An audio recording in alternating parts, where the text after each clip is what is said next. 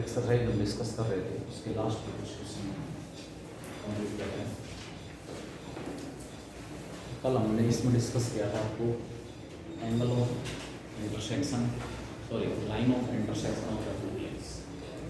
अगर आपको उसकी इक्वेशन निकालनी पड़े तो कैसे निकालोगे?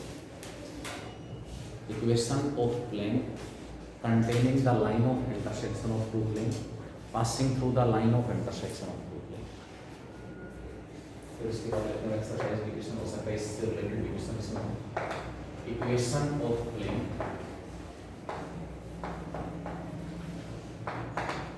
passing through the line of intersection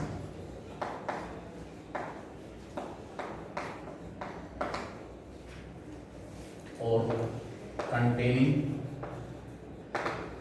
the line of intersection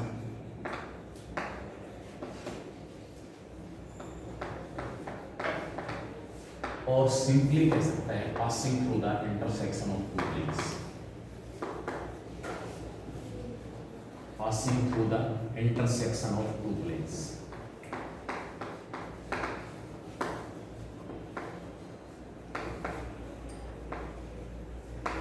सभी केसेस में रिजल्ट से मतलब एक ही क्वेश्चन है, उस प्लेन की इक्वेशन निकालो जो लाइन ऑफ इंटरसेक्शन से passing through the line of intersection of two planes containing the line of intersection of two planes और simply passing through the intersection of two planes.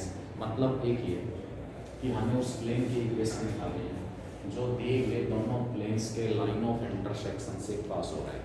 मैंने कल आपको बताया था प्रैक्टिकली एक ये दीवार है, दूसरी ये दीवार है। इस कॉर्नर से जितने भी सरफेसेस पास होंगे वो सारे के सारे हमारे रिक्वायर्ड प्लेन हैं। इस कॉर्नर से जितने भी प्लेन पास हो रहे हैं, जितने भी प्लेन पास हो रहे हैं वो सारे के सारे हमारे पास क्या होंगे? Required plane. अगर हम बात करें इसके अंदर मान लो प्लेन आपके पास गिवन है, ये सरफेस है, इसको ऊपर नीचे आप अगर लो इनक्लाइन आगे पीछे किसी भी डायरेक्शन में ले जाएं, जो भी हमारा रिक्वायर्ड प्लेन है वो इस लाइन को कंटेन जरूर करेगा। मतलब ये नहीं कि लिमिटेड सरफेस है, इस नोटबुक को ऊपर नीचे चारों डायरेक्शन में आप इंक्रीज कर दो तो ये पूरी की पूरी जो लाइन है उस रिक्वायर्ड प्लेन के अंदर शामिल है। तो इस कॉर्नर को कंटेन करने वाले जितनी भी दीवार आप ड्रा कर सकते हो, इस प्रकार के जितने भी सरफेसेस ड्रा कर सकते हो वो हमारा रिक्वायर्ड प्लेन है जो दिए गए दोनों प्लेन्स के लाइन ऑफ इंटरसेक्शन को कंटेन करता है। ठीक है, अब इसमें कैसे निकालेंगे? Let the two planes meet.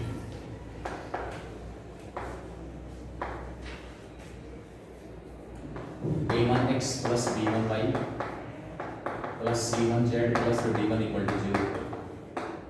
A2x plus B2y plus C2z plus D2 equal to 0. इन दोनों प्लेन्स के लाइन ऑफ इंटरसेक्शन से जो प्लेन पास हो रहा है हमें उसकी इक्वेशन निकालनी है। 11th में अगर आपको ध्यान हो हमने केस लिया था equation of line, family of lines passing through the intersection of two lines. कुछ ध्यान कैसे क्या किया था? फर्स्ट की left hand side plus lambda times of second की left hand side equal to 0। वो हमारे पास वो लाइन थी जो दी हुई दोनों लाइनों के पॉइंट ऑफ इंटरसेक्शन से by giving different values to lambda we can calculate equation of different lines passing through the intersection of two lines। बिल्कुल सेम कॉन्सेप्ट हमारे पास। ये दो प्लेन आपके पास हैं, मैंने late x1 y1 and z1 be any arbitrary point on the line of intersection of planes 1 and 2। मतलब इस corner के ऊपर कोई भी पॉइंट है आर्बिट्रेरी पॉइंट, उसके कोऑर्डिनेट मैंने क्या ले ली? x1 y1 और z1। Any arbitrary point on the line of intersection of given two planes. तो क्या ये वाला पॉइंट फर्स्ट प्लेन के ऊपर होगा? जब इस कॉर्नर के ऊपर प्रेजेंट है पॉइंट तो इस दीवार के ऊपर भी होगा, इस दीवार के ऊपर भी होगा। तो ये वाला जो पॉइंट है इन दोनों प्लेन्स की इक्वेशन को क्या करेगा? देखो a1x1 plus b1y1 plus c1z1 plus d1 equal to 0, a2x1 plus b2y1 plus c2z1 plus d2 equal to 0। अब मैं एक इक्वेशन कंसीडर कर रहा हूँ, कंसीडर द इक्वेशन कंसीडर कर रहे हैं तो क्या होगा, consider the equation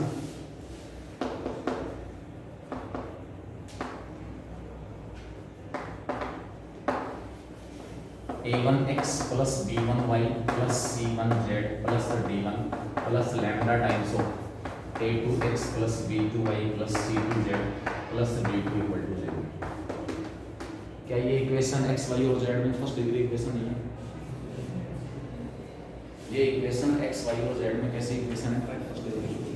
first degree equation होने की वजह से किसको रिप्रेजेंट करेगी? Clearly? 5 is first degree equation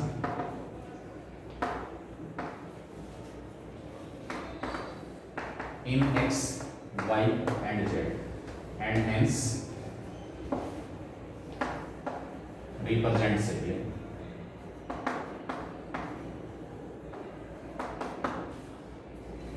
अब हमें ये चेक करना है क्या ये वाला पॉइंट इस प्लेन को सेटिस्फाई कर रहा है।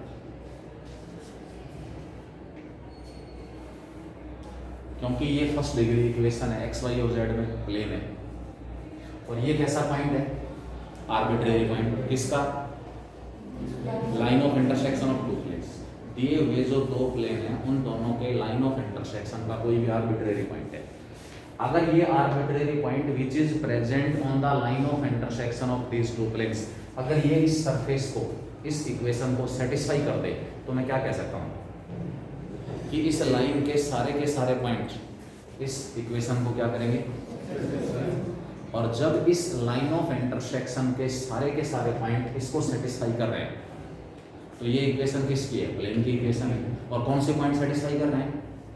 जो दिए हुए दोनों प्लेन्स के लाइन ऑफ इंटरसेक्शन। इसका मतलब क्या हुआ कि यही प्लेन इस लाइन ऑफ इंटरसेक्शन के सभी पॉइंट्स को क्या करेगा? कंटेन करेगा। मतलब ये पूरी की पूरी जो लाइन है वो इस प्लेन के अंदर क्या होगी? कंटेन होगी।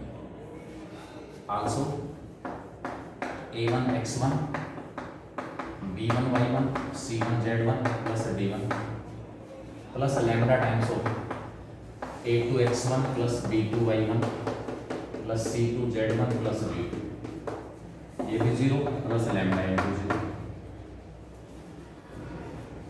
0 प्लस लैम्डा इंटू 0। कहाँ से आया 0? 3 और 3 की हेल्प से ये 0 है, ये 0 आ गया और 4 की हेल्प से ये 0। इसका मतलब क्या हुआ? फिफ्थ इक्वेशन जो कि x, y और z में फर्स्ट डिग्री इक्वेशन है। अब x, y और z में फर्स्ट डिग्री इक्वेशन होने की वजह से कैसी इक्वेशन है? प्लेन की इक्वेशन है। उस प्लेन की इक्वेशन को कौन सेटिस्फाई कर रहा है? इसको लिख दो आप 0 plus lambda into 0 equal to 0। Left hand side और राइट हैंड साइड आपस में आ गई, इक्वल हो गई। इसका मतलब क्या हुआ कि इस लाइन ऑफ इंटरसेक्शन के सारे पॉइंट इस फर्स्ट डिग्री इक्वेशन को क्या करेंगे? सेटिस्फाई करेंगे। इसका मतलब क्या हुआ? ये हमारे पास रिक्वायर्ड प्लेन है। ये हमारे पास क्या है? रिक्वायर्ड प्लेन है। प्लेन क्यों है? क्योंकि एक्स, वाई और जेड में फर्स्ट डिग्री इक्वेशन है। सबसे पहला आर्टिकल हमारा यही था, every first degree equation in x, y and z will represent a plane. अब ये प्लेन है, इस प्लेन को कौन सा पॉइंट सेटिस्फाई कर रहा है? जो इस लाइन ऑफ इंटरसेक्शन का आर्बिट्रेरी पॉइंट है। मतलब इस लाइन ऑफ इंटरसेक्शन के सारे पॉइंट इसको क्या करेंगे? इसका मतलब क्या हुआ कि ये जो प्लेन है इस लाइन ऑफ इंटरसेक्शन को क्या करेगा? क्योंकि सारे पॉइंट इसको क्या कर रहे हैं। तो आपके पास मेथड आ गया जिस प्रकार 11th में लाइन वाला केस था, L1 plus lambda times of L2 equal to 0। This is L1 equal to 0 and this is L2 equal to 0। तो आपके पास उस प्लेन की इक्वेशन, ये L1 लाइन है, 11th का केस है और ये आपके पास प्लेन। तो फर्स्ट प्लेन आपके पास गिवन है, सेकंड प्लेन आपको दिया हुआ है। दोनों की राइट हैंड साइड पहले तो 0 बनाओ और किसी एक प्लेन के साथ क्या मल्टीप्लाई कर दो, लैम्डा। किसी एक प्लेन के साथ क्या मल्टीप्लाई कर लो, लैम्डा मल्टीप्लाई कर लो। हमारे पास उस प्लेन की इक्वेशन आ जाएगी जो दिए हुए दोनों प्लेन्स के लाइन ऑफ इंटरसेक्शन को कंटेन करती है। Therefore 5 is first degree equation in x, y and z and hence represent a plane, and plane 5 is satisfied by arbitrary point of line of intersection of plane 1 and 2.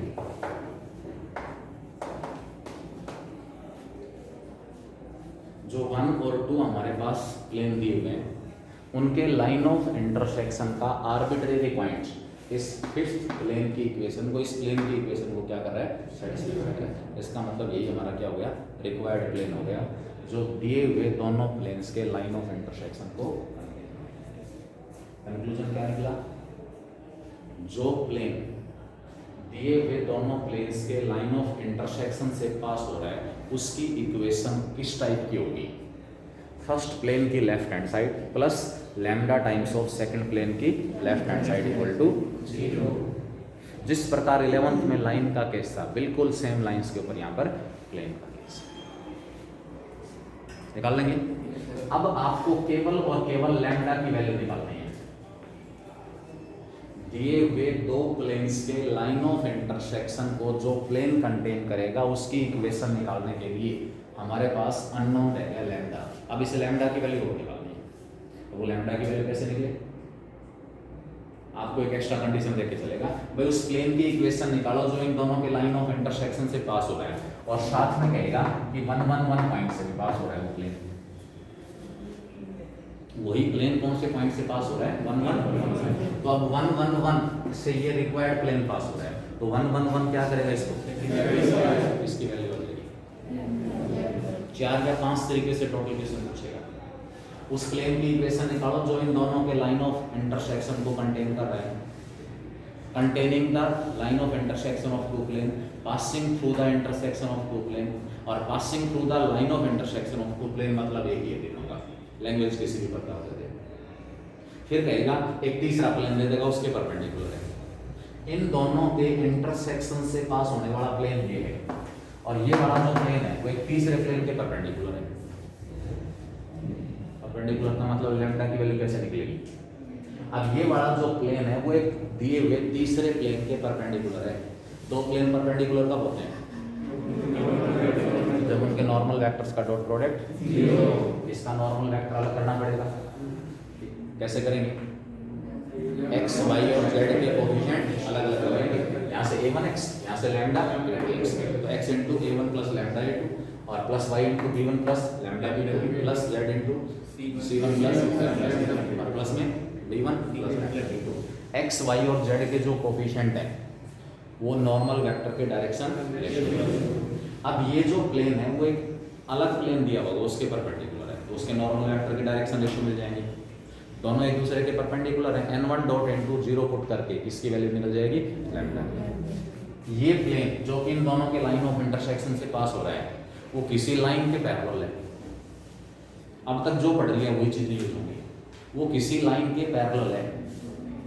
कौन सा plane, ये वाला plane. ये plane एक line के parallel है। Line और plane parallel कब होते हैं, जब b डॉट n, जब b डॉट n किसके इक्वल हो, लाइन का पैरेलल वेक्टर लो, प्लेन का नॉर्मल वेक्टर, दोनों का डॉट प्रोडक्ट, फिर किसकी वैल्यू आएगी लैम्डा। मतलब 4-5 तरीके से आपसे क्वेश्चन पूछ सकता है। हर केस में एक ही अननोन टर्म रहेगी लैम्डा और हमें उसकी वैल्यू निकालनी है। ठीक है, देखिए इसमें एक्सरसाइज वाली क्वेश्चन, क्योंकि कॉन्सेप्ट कल आ गया था इसलिए मैंने डिस्कस कर दिया और ये शायद आखिरी टॉपिक था आपके पास। बेसिक्स की तरह बात करते हैं, कॉन्सेप्ट्स की बात करते हैं।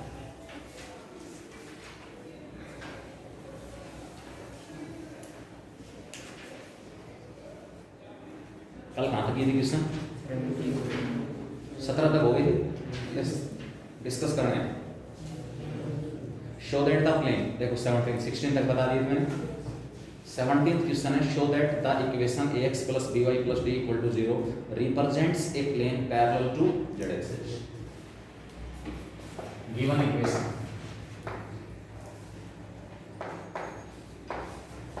ax plus by plus d equal to 0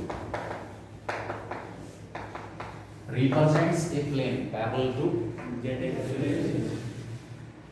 plane है, z एक्सिस एक लाइन है, लाइन और प्लेन पैरेलल कब होते हैं? जब b डॉट n की वैल्यू, यहां पर आप कहोगे तो ये आपसे पूछ लिया भाई ax plus by plus d इसको रिप्रेजेंट कर रहा है। आप कहोगे अगर हम 2 डायमेंशन की बात करते हैं, 2 डायमेंशंस में तो ये किसको रिप्रेजेंट कर रहा है? लाइन। और 3 डायमेंशंस में बात कर रहे हैं तो आंसर सेम नहीं होगा, क्योंकि हमारे पास एक लाइन को रिप्रेजेंट कर रहा है। फिर कहेगा मैं 0 into z लिख दूँ तो in 2 dimensions it will represent a line and in 3 dimensions it will represent a plane. इसका नॉर्मल वेक्टर क्या होगा?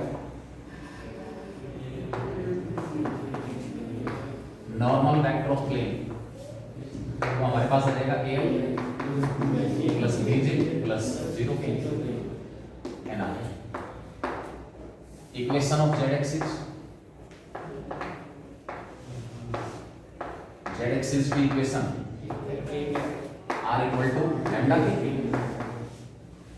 लाइन है z एक्सिस, पासिंग पॉइंट क्या हो गया? ओरिजिन, और पैरेलल वेक्टर क्या होगा? ठीक है, लाइन का पैरेलल वेक्टर क्या होगा? b डॉट n, b हमारे पास क्या दिया हुआ है? k, इसका dot product ai plus bj के साथ कितना आ रहा है? i का कोफिशिएंट यहाँ पर 0 into a 0 into b और लास्ट में a। इसका मतलब गिवन जो प्लेन है वो z एक्सिस पे पैरेलल है। उसके बाद क्या कह रहा है? Hence find the equation to a plane passing through this and this and parallel to z axis. क्या बताया था कल? प्लेन की इक्वेशन निकालो तो 2 पॉइंट से पास हो रहा है, 2 - 3 - 4 7 6। उस प्लेन की इक्वेशन निकालो, equation of plane passing through, इससे पास हो रहा है 2 - 3 5 1 and -4 7 6 और किसके पैरेलल है? बेटा इसमें बहुत से ऑप्शंस मिलेंगे, मैंने कल बताया था कि मैनी ऑप्शंस को हम एक लाइन में रिड्यूस करेंगे। अगर आपको 1 या 2 पासिंग पॉइंट दिए हुए हैं, उस पॉइंट से पास होता हुआ कंफर्म है कि इसकी इक्वेशन इस टाइप में आएगी। ये तो प्रूव किया हमने कि z एक्सिस के पैरेलल जो प्लेन होगा उसकी इक्वेशन में z वाली टर्म नहीं होगी। आप देखोगे z वाली टर्म उसमें appear parallel to z axis है, तो equation of plane passing through this point, equation of plane जो कल बताया था पासिंग थ्रू 2 - 3 1 विल बी, जो प्लेन इस पॉइंट से पास होगा उसकी equation a into x - 2 plus b into y plus 3 c into z - 1 equal to, ये हमारा रिक्वायर्ड प्लेन है। यही प्लेन इस पॉइंट से क्या हो रहा है? क्या करेगा इसको? x की जगह -4 रखेंगे तो माइनस का 6, y की जगह प्लस का 10 और z की जगह 7। ठीक है, यही plane where a b and c are direction ratios of normal vector of plane, plane का जो नॉर्मल वेक्टर उसके डायरेक्शन रेशियो है ए बी और सी। और दूसरी इक्वेशन, ये जो प्लेन है वो z एक्सिस के पैरेलल है, लाइन और प्लेन अगर पैरेलल है तो b डॉट n की वैल्यू, z एक्सिस अपने आप में एक लाइन को रिप्रेजेंट कर रहा है, उसका नॉर्मल वेक्टर पैरेलल वेक्टर क्या है? k है। देयरफॉर देखो c इक्वल टू 0, इसका रीजन क्या हुआ? b dot n। भाई प्लेन का नॉर्मल वेक्टर क्या है? ai plus bj plus c, और लाइन का पैरेलल वेक्टर, क्योंकि लाइन हमारे पास कौन सी है? z एक्सिस है, z एक्सिस का पैरेलल वेक्टर क्या होता है? k है। एक्सिस का पैरेलल वेक्टर क्या होगा k है, तो b वेक्टर k के पास है, b और n का dot product a into 0 a into 0 और k इंटू 1 इंटू c क्या आ रहा है c इक्वल टू x और y a और b वाले टर्म नहीं है तो 0a प्लस 0 भी लिख सकते हैं और प्लस में c इक्वल टू क्या आ गया आगे दो इक्वेशन a b और c क्रॉस मल्टीप्लिकेशन से a अपॉन n साथ में क्या आएगा इक्वल टू b अपॉन नीचे से ऊपर पॉजिटिव ऊपर से नीचे घटाना है माइनस में -6 प्लस 6 और c upon -6 into 0 0 into 10 equal to क्या ले रही है a की वैल्यू क्या आ रही है 10 b क्या है 6 की और c क्या है ये वैल्यू उठा के इसलिए प्लेन की जो इक्वेशन हमारे पास वो क्या रहेगी tan k into x minus 2 equation of required plane equation of plane ये हमारे पास है tan k into x minus 2 plus b हमारे पास 6k इंटू y प्लस 3 और c 0 है k से डिवाइड कर दो पूरी equation tan x minus 20 plus का 6y plus 18 equal to tan x plus 6y minus 2 equal to 5x plus 3y minus 1 equal to ये हमारे पास रिक्वायर्ड प्लेन की इक्वेशन। सर हमें इधर हमने पैरेलल तो पहले प्रूव कर दिया था तो फिर जहाँ हमने लिखा है will be of the form a into x minus 2 हाँ तो हम वहीं से ऐसा लिख देते हो कि c की वैल्यू 0 होगी जरूरी थोड़ा ना कि b डॉट n 0 ठीक है बात क्योंकि हैंस लिखा होना तो फिर तो वहां से फिर आप a और b कैसे निकालोगे c वाले टर्म आपने खत्म कर दी ठीक है अब मैं a और b की पर्टिकुलर वैल्यू कैसे निकालूं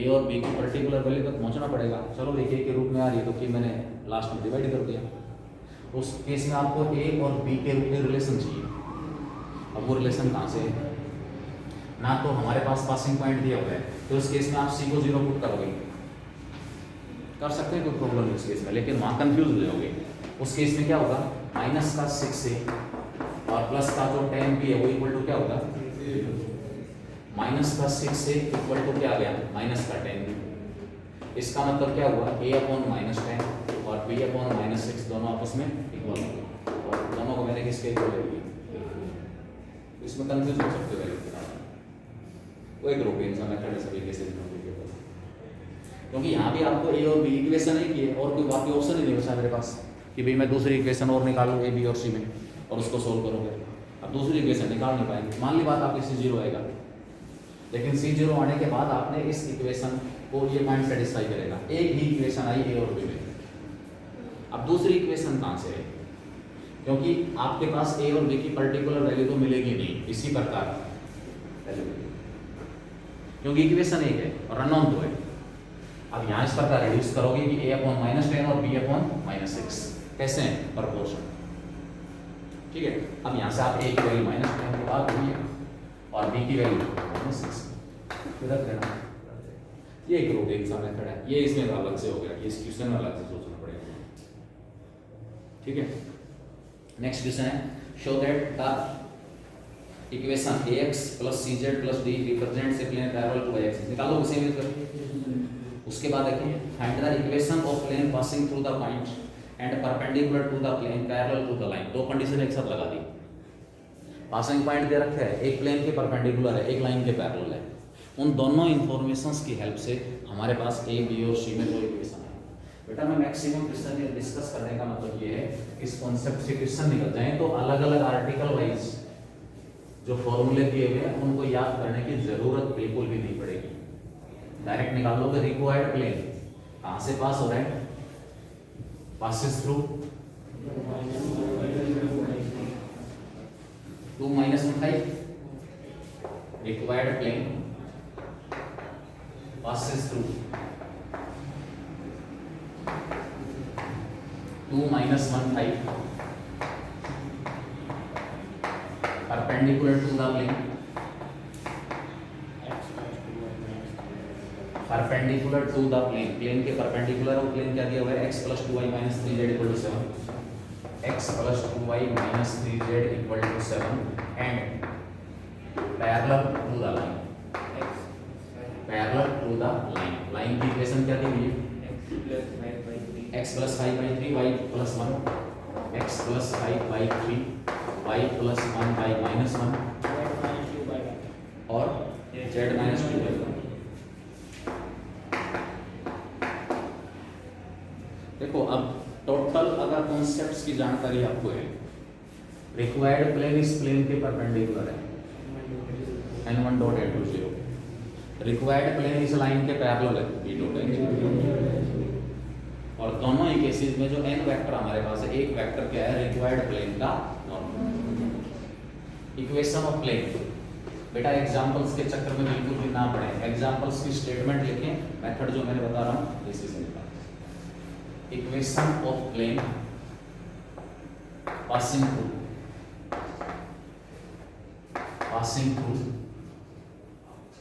2 - 1 and 5 विल बी, जो प्लेन इस पॉइंट से पास होगा उसकी इक्वेशन आ जाएगी a × x - 2 plus b × y + 1 plus c × z - 5 × 2। ये तो हमारा रिक्वायर्ड प्लेन है, where a b and c are a b and c are direction ratios of normal vector of plane। A b और c जो है plane का normal vector, उसके direction ratio.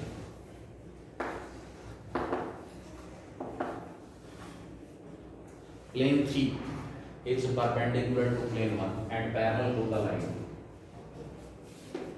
Plane 3 is perpendicular to the plane 1 and parallel to the line 2। सीधा result, इस plane का normal vector क्या है i + 2j - 3, इसका नॉर्मल वेक्टर ai + bj, दोनों का डॉट प्रोडक्ट क्या आएगा, therefore a + 2b - 3c = इसका रीजन तो देना n1 डॉट n2 और यहाँ से 3a - b + c = 0, इसका रीजन देना b डॉट बस, कोई और स्पष्टीकरण देने की जरूरत नहीं है, ये दोनों रिजल्ट सब कुछ बयां कर रहे हैं यहाँ पर, बच्चे को सब कुछ पता है। ये रिजल्ट कहाँ से आया, नॉर्मल वेक्टर्स का डॉट प्रोडक्ट 0 क्योंकि प्लेन परपेंडिकुलर है। ये रिजल्ट कहाँ से आया, लाइन और प्लेन एक दूसरे के पैरेलल है, इसलिए b डॉट n की वैल्यू 0 पर। तो solve cross multiplication, solving by cross multiplication, a/2 - 3 - 1 b/(-9 -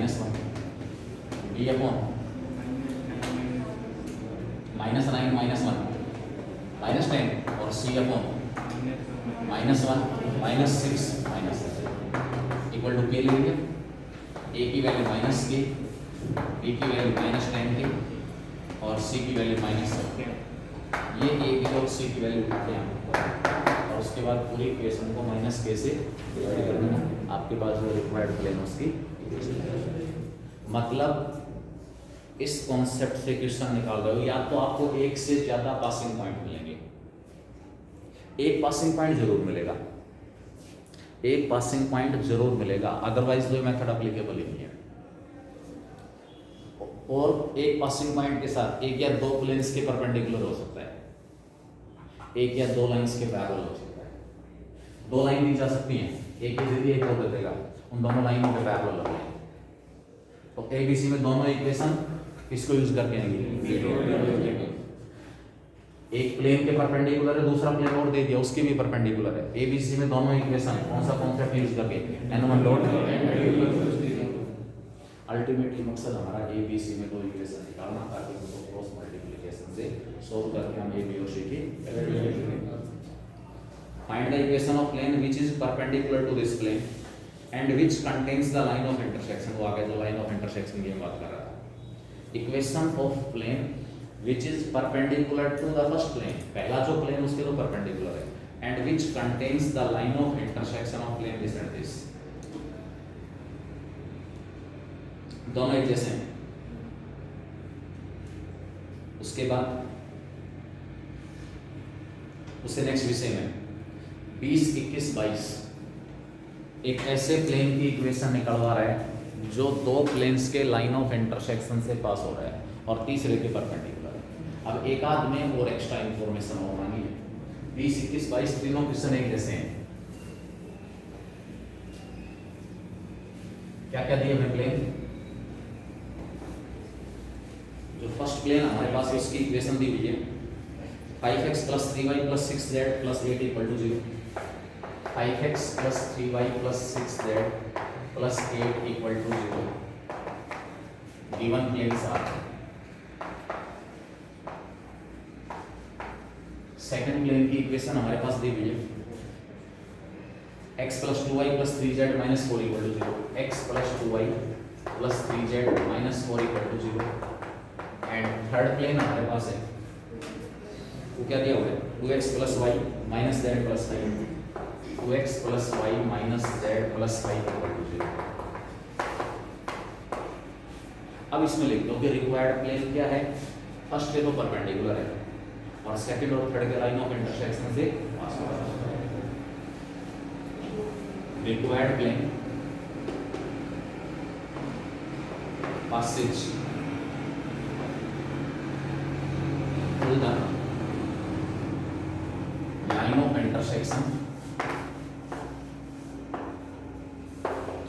line of intersection of plane 2 and 3 and perpendicular to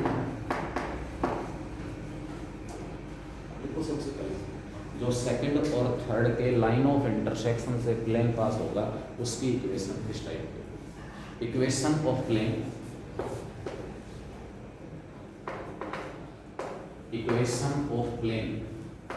passing through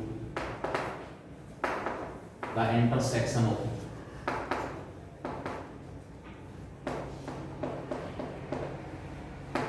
two and three will be of the form जो plane second और third के intersection से पास होगा उसकी equation मिलेगी हमें x + 2y + 3z -4 + lambda times 2x + y - z + 5 जो प्लेन इन दोनों के लाइन ऑफ इंटरसेक्शन से पास होगा इन दोनों के लाइन ऑफ इंटरसेक्शन को कंटेन करेगा या simply passing through the intersection of 2 and 3 तो इस टाइप का। अब यहाँ से हमें वैल्यू किसकी निकालनी है। अब लैम्डा की वैल्यू निकालने के लिए कौन सा कॉन्सेप्ट यूज होगा। इसको छोड़कर और क्या दिया हुआ है कि वो रिक्वायर्ड प्लेन जो है इस फर्स्ट के परपेंडिकुलर है। कौन कौन से परपेंडिकुलर है।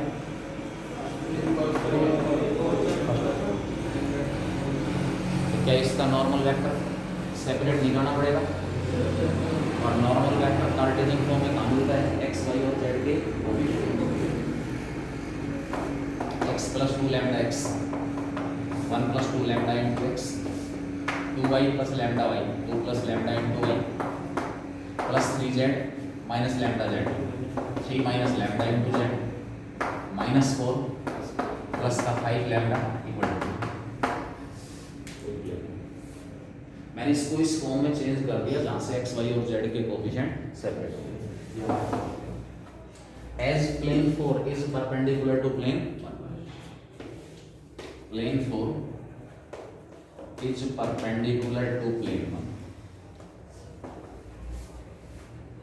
दोनों के नॉर्मल वेक्टर्स का डॉट प्रोडक्ट। इसका नॉर्मल वेक्टर क्या है 5 5 + 3j + 6k 5 5 + 3j + 6k dot 1 + 2 lambda into i 2 + lambda into j और 3 - लैम्डा into इक्वल टू क्या है j this equal to i का कोफिशिएंट 5 × 1 + 2 लैम्डा 5 प्लस का 10 लैम्डा 3 से मल्टीप्लाई करूँगा 6 प्लस 3 लैम्डा और 6 से मल्टीप्लाई करूँगा 18 - 6 लैम्डा तो क्या होगा 0।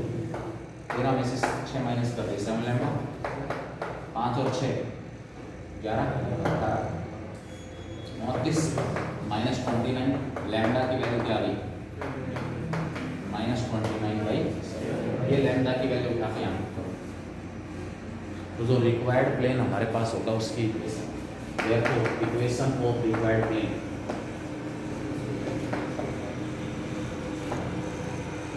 x + 2y + 3z -4, लैम्डा की value -29/7 into 2x + y - z + 5। इस पूरी इक्वेशन को 7 से मल्टीप्लाई कर देना, यहाँ जो डिनोमिनेटर वो हटाना है। पूरी इक्वेशन को क्या करूँगा, 7 से मल्टीप्लाई करेंगे, क्या आएगा 7x + 14y 21z -28 माइनस का 58x माइनस का 29y प्लस का 29z और माइनस का 140 इक्वल टू क्या आ गया, इकट्ठा कर लेना कितने x कितने y और कितना, वो हमारे पास प्लेन की यही क्वेश्चन प्लेन इन दोनों के इंटरसेक्शन से पास हो रहा है। इस कंडीशन को हटा दो, एंड पासिंग थ्रू, इसके साथ एक कंडीशन और दे देगा कि प्लेन जो है इन दोनों के इंटरसेक्शन से पास होने के साथ साथ किस पॉइंट से पास हो रहा है, 1 2 3 से।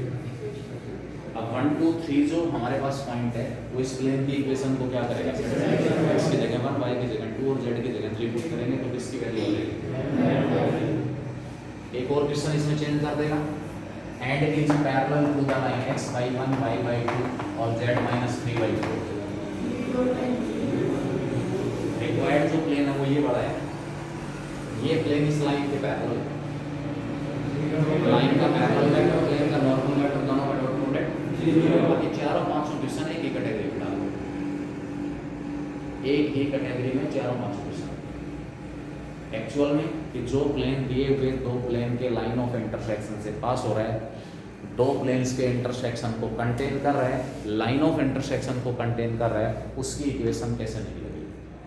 सबसे पहले दोनों प्लेन्स की राइट हैंड साइड 0 बनाओ, फर्स्ट प्लेन की left hand side plus lambda times of second plane की left hand side equal to 0। उसमें जो एक एक्स्ट्रा कंडीशन है वो अप्लाई करके अब आपको किसकी वैल्यू निकालनी है, लैम्डा की। नेक्स्ट 21 ऐसा ही है, passing through the line of intersection of plane first and second and perpendicular to third. उसके बाद कह रहा है inclination of this plane with xy plane.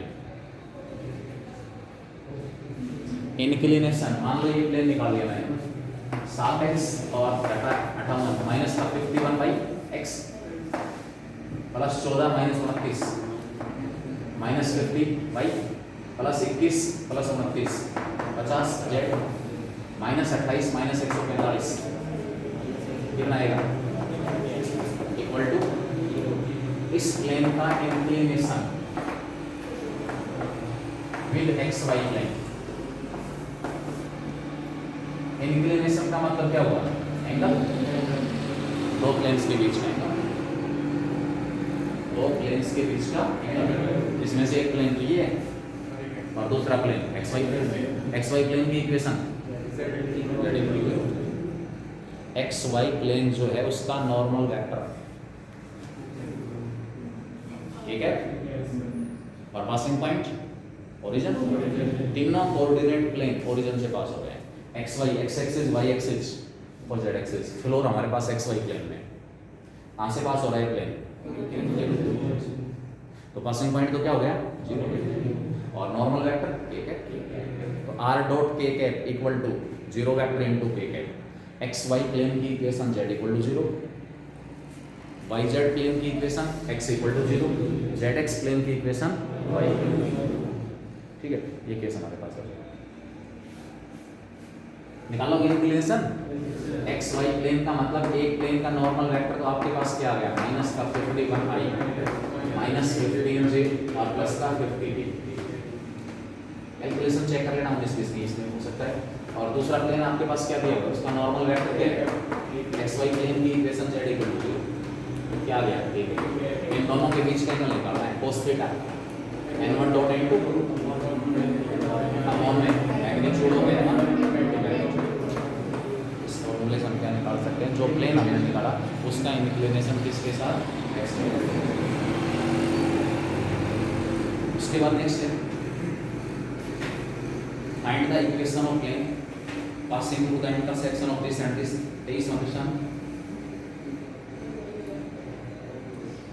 22 question में कह रहा है find the equation of plane passing through the intersection of this and perpendicular to this. Plane की इक्वेशन निकल जाएगी। उसके बाद ये कह रहा है hence find whether the plane thus obtained contains the line or not। Plane एक लाइन को कंटेन कर रहा है नहीं कर रहा, बताया था कुछ। प्लेन किसी लाइन को कंटेन कर रहा है, दो कंडीशन, लाइन का पासिंग पॉइंट प्लेन की इक्वेशन को सेटिस्फाई करे और साथ में बी टोटल 0। अगर दोनों कंडीशन साइमल्टेनियसली सेटिस्फाई हो रही है तो हम क्या कहेंगे, वो लाइन जो है वो प्लेन में कर लेंगे खूब आराम से। उसके बाद इससे अगला वो तो है ही, दो के इंटरसेक्शन से पास हो रहा है एक लाइन के पैरेलल। रिक्वायर्ड जो प्लेन है वो दो प्लेन्स के इंटरसेक्शन से पास हो रहा है और एक लाइन के पैरेलल। तो लैम्डा की वैल्यू निकालने के लिए कौन सा कॉन्सेप्ट यूज होगा, b total equal to 0। Find the equation of plane which contains the line of intersection of this and this and whose x intercept is twice its z intercept। Hence write the vector equation of plane passing through the point this and parallel to the plane obtained। ये last वाला question देखिए।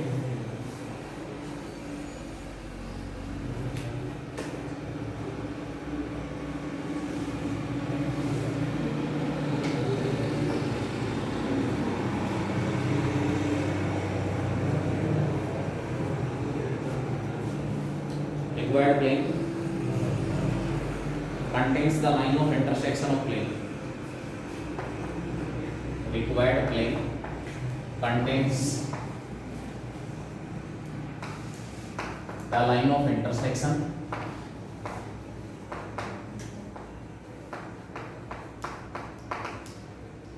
of planes। क्या क्या दी हुई है,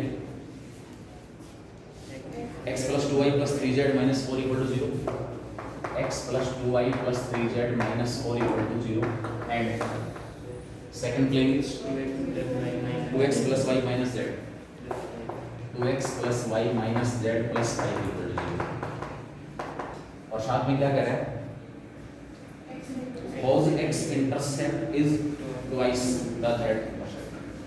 x intercept plane x axis के ऊपर जो इंटरसेप्ट बना रहा है is equal to 2 times of z intercept. Plane x axis के ऊपर जो इंटरसेप्ट बना रहा है वो z एक्सिस के ऊपर बने हुए इंटरसेप्ट का कितने टाइम्स है। देखते हैं क्या होता है प्लेन का इंटरसेप्ट में,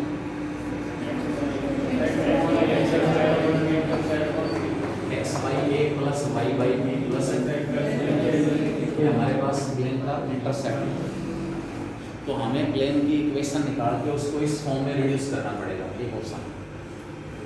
और वहाँ से a और c की वैल्यू निकाल के a जो है उसको मैं किसके इक्वल रख दूँ, 2 टाइम्स ऑफ c। a किसके इक्वल आ जाएगा, 2 टाइम्स ऑफ c। और वहाँ से हमारे पास किसकी वैल्यू आ गई, लैम्डा की वैल्यू। a और c की वैल्यू लैम्डा के रूप में आएगी। जो प्लेन इन दोनों के इंटरसेक्शन से पास होता है उसकी इक्वेशन में लैम्डा मिलेगा। Equation of plane, equation of plane passing through the intersection of 1 and 2 will be, जो प्लेन फर्स्ट और सेकंड प्लेन के इंटरसेक्शन से पास होगा उसकी equation x plus 2y plus 3z minus 4 plus lambda times of 2x plus y minus z plus 5 equal to 0। ये हमारा required है।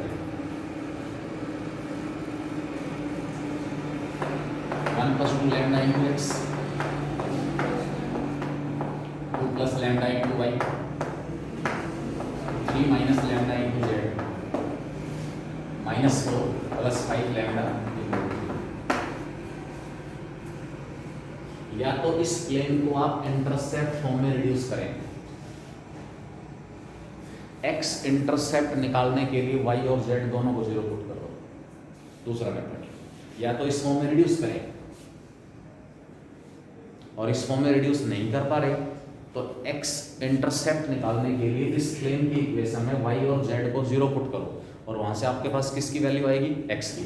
भाई इस प्लेन में अगर मैं y और z को 0 पुट कर देता हूँ तो x की वैल्यू कितनी आ रही है, और what is a in this case, intercept divide by the plane on x axis.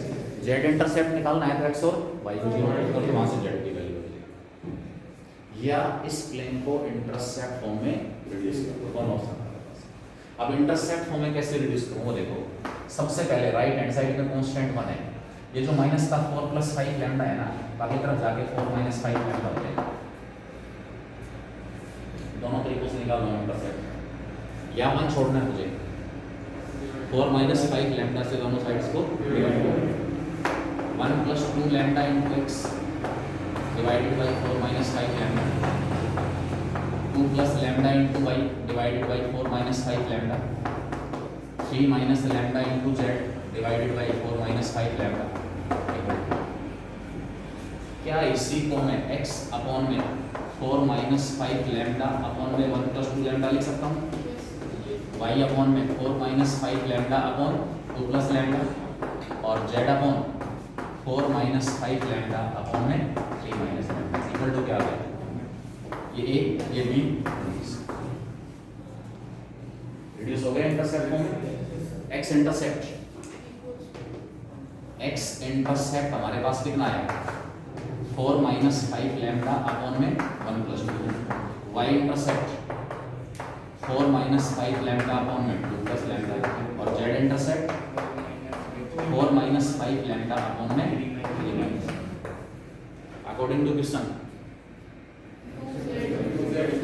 x intercept जो है वो किसके इक्वल है, 2 टाइम्स ऑफ x इंटरसेप्ट कितना है, 4 - 5 लैम्डा अपॉन में 1 + 2 lambda is equal to 2 times of 4 - 5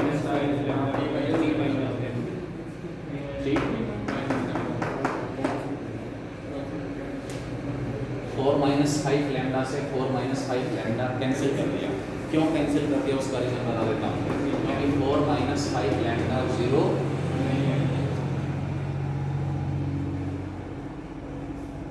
अगर 4 - 5 लैम्डा 0 आ गया इस प्लेन की इक्वेशन का जो कांस्टेंट 0 है, तो इसको मैं इंटरसेप्ट फॉर्म में रिड्यूस नहीं कर पाऊंगा।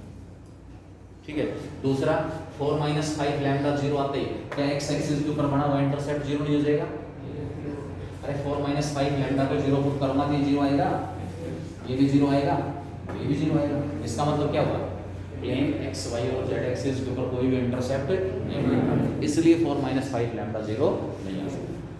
क्योंकि साथ लेके चलेंगे तो फिर लास्ट में इसको क्रॉस मल्टीप्लाई करोगे, फिर फैक्टर बनाओगे, अल्टीमेटली 4 - 5 लैम्डा फिर भी आना है।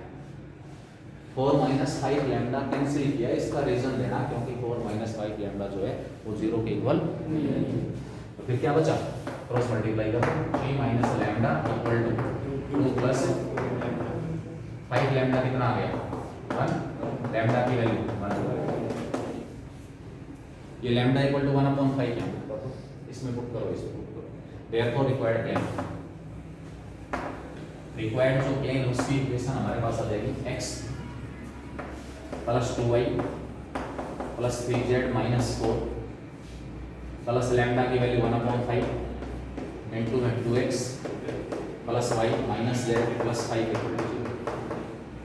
5 से क्या करो मल्टीप्लाई, यहाँ से 5 हटाना है, 5x प्लस का 10y प्लस का 15z - 20,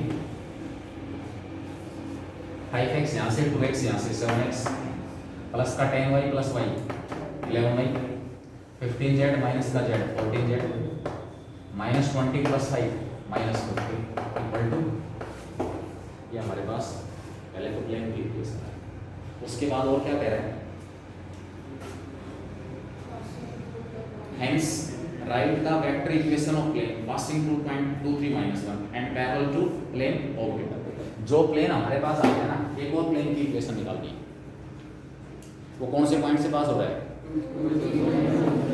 ये प्लेन आपके पास 4 आ गया, रिक्वायर्ड प्लेन एक और प्लेन जिसकी इक्वेशन निकालनी है is parallel to the plane 4, fourth जो प्लेन इसके पैरेलल है एंड